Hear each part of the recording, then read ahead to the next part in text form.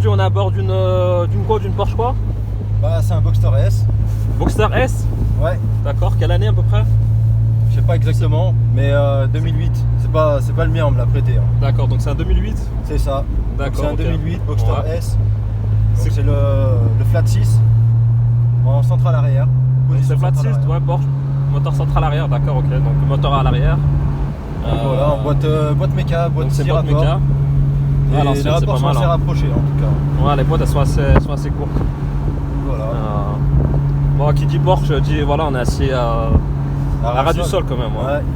Voilà, moi je suis pas monté dans beaucoup de Porsche. À l'époque j'en avais conduit une, c'était une Carrera 4 en fait. D'année 2004 par là c'était. Puis voilà, elle avait à peu près 300 chevaux et voilà mon expérience avec les Porsche. Quoi. Voilà. Après, je sais pas si la ligne elle est d'origine, parce qu'elle chante pas mal. Non, il y a un 4-back Evox monté dessus.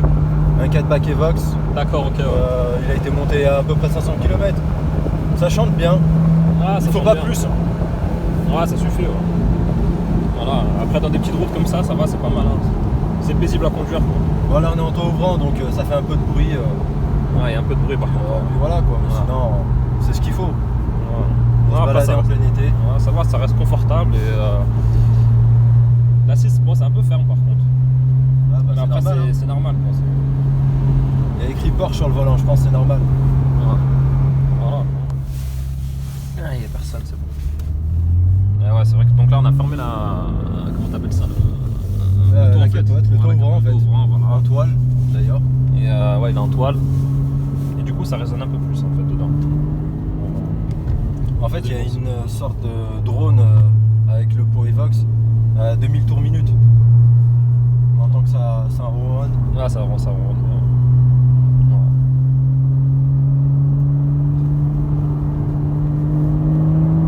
Ouais. Après, ça reste une voiture on peut dire de week-end, pas de plaisir quoi. C'est ça. Rouler ça tous les jours, je pense que ça doit être chiant. Ah bah oui. Voilà. Je pense que c'est une voiture le week-end quand il fait bon, là ça on est bien content de la même faire rouler attention avec. Parce qu'en fait comme on est très bas, on voit pas trop en fait les trottoirs, tout ça et tout, faut bien faire gaffe. Ouais c'est ça. Malgré que les dimensions elles sont. Bon, elle est petite, elle est pas si longue que ça, elle est pas si large que ça. J'ai l'impression qu'elle est large en fait, tu vois. C'est l'impression de largeur en fait. Ouais. C'est une impression. Ah sinon elle chante bien franchement. On a quoi 2-3 000 tours minute, c'est là où ça chante. Il y a le ronronnement et après on entend le souffle en fait du flat 6. C'est un jeu. Pour moi c'est comme un souffle en fait. Après ça ne le fait plus sur les turbos. J'ai pas conduit ça encore. Ouais, ça va. Ça va, marche pas mal. Hein. Et contrairement à la M3, c'est quoi la différence? Quand t'accélères, je sais pas, au ressenti. La M3 c'est encore différent en fait. Le bruit déjà ça n'a rien à voir entre le V8 et le flat 6. Ouais. Et franchement, il est vraiment beau le bruit du flat 6. Ah, les beaux, c'est un bruit différent. C'est deux choses différentes. Mais je pourrais pas dire la M3 est mieux et la Porsche est mieux. Non, c'est deux voitures différentes. Hein. C'est ça. Après la Porsche en deux places. La BM, c'est un peu plus pratique au quotidien. Mais même si c'est pas une voiture pour moi qui se conduit au quotidien. Non, ça, je pense que c'est des voitures de week-end. Hein. De week-end quand il fait beau, les beaux jours, ou peut-être pour partir en vacances. Voilà. C'est pas mal quoi. Voilà. Mais là oui ça fait l'affaire pour aller acheter le pain, la petite baguette. Moi ça me fait penser à un petit karting en fait. En ressenti ouais. Avec le moteur à l'arrière comme ça. Le moteur à l'arrière, le son, je sais pas, on est vraiment à ras du sol contrairement à la M3 quoi. La M3 elle a envie de drifter, hein. Enfin pas drifter mais de glisser de l'arrière on va dire. Par contre la M3 la poussée, ce que je pourrais dire, la poussée est plus longue non? Ouais elle est plus longue, là c'est pas comme après, la GT3 RS qui monte à 9000 tours minute. Elle monte je crois à 7005. Ouais voilà, après voilà, je m'amuse pas à monter trop dans les tours. Ouais. C'est pas mon véhicule. Ah c'est sûr. Hein. Donc voilà, après c'est différent. Ouais. Mais en soi, ça va, ça a une bonne reprise. Ça va, ça marche très bien. On peut voir. Ça marche bien. Bah, c'est vrai, ce qui est bien, c'est qu'elle chante bien. Ce que j'ai à retenir en fait, c'est qu'elle chante super bien, elle a un beau bruit, c'est pas trop fort non plus, quoi. C'est pas trop, ça casse pas trop les oreilles. Voilà. Ça va se mettre en deux. Je passe la petite 2, hop, voilà. Enfin une petite reprise. Voilà, ça va.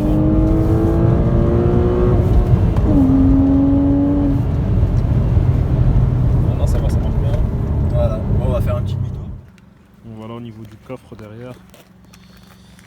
On va ouvrir. Hop là.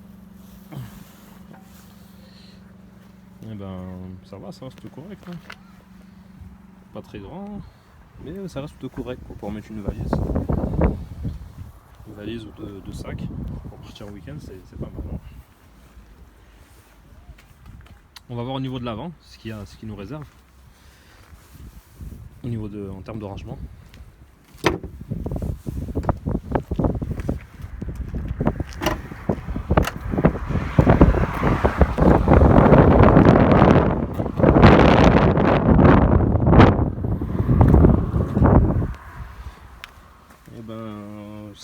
Je suis agréablement surpris parce que en termes de rangement, vu qu'il y en a devant et derrière, c'est plutôt rare. Habituellement, il y en a soit devant, soit derrière, et là,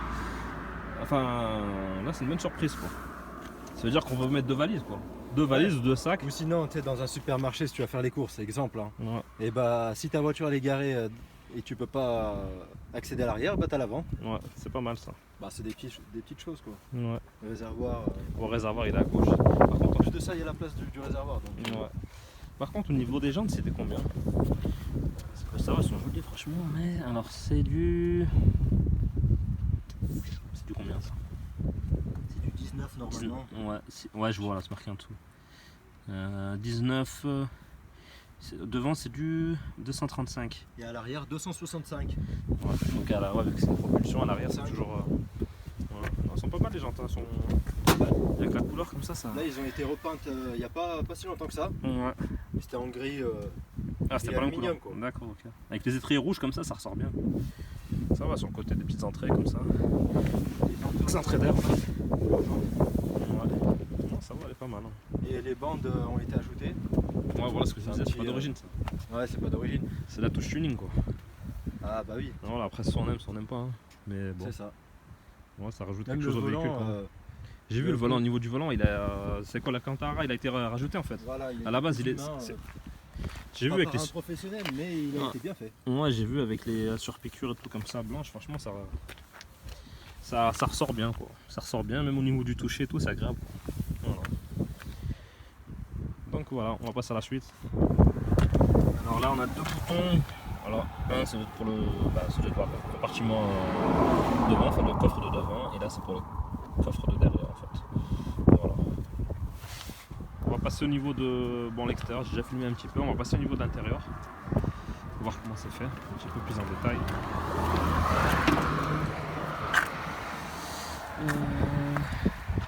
Du cuir. Ouais, du cuir. Un peu partout. Au niveau du volant Alcantara, on a pas mal. Au niveau de l'assise, cuir complet.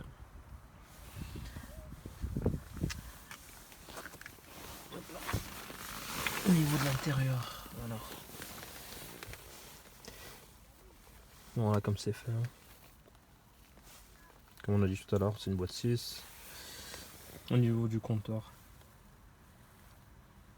voilà ce qu'on a. Le tour minute, ils vont jusqu'à 8000. Pas mal. Vu que c'est une Porsche, ça se passe à gauche le démarrage. Voilà. Non, pas mal hein, au niveau de la sono, bon, c'est du boss. Voilà.